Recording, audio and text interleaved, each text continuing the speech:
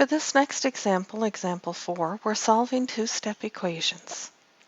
Our equation is negative 4.5d minus 3.2 equals negative 18.5. Keep in mind that to undo a sequence of operations, we perform the inverse operations in the reversed order.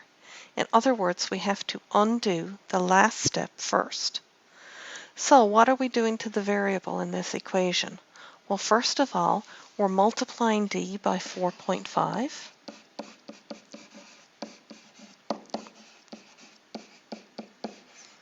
And then we're subtracting 3.2. So we want to undo that in the reverse order.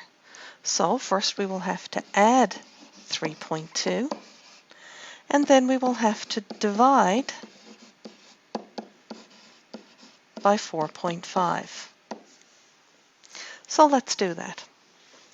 4.5d minus 3.2 equals negative 18.5. So the first thing we have to do is we have to add 3.2 to each side of the equation. Because don't forget, you have to keep your equation balanced.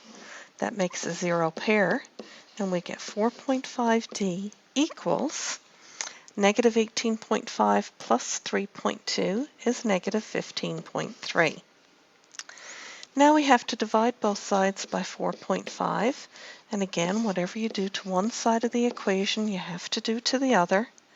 That cancels to make a zero pair, and d is equal to,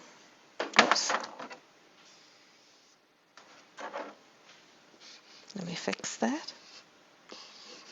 d is equal to negative 15.3 divided by 4.5 works out to be negative 3.4.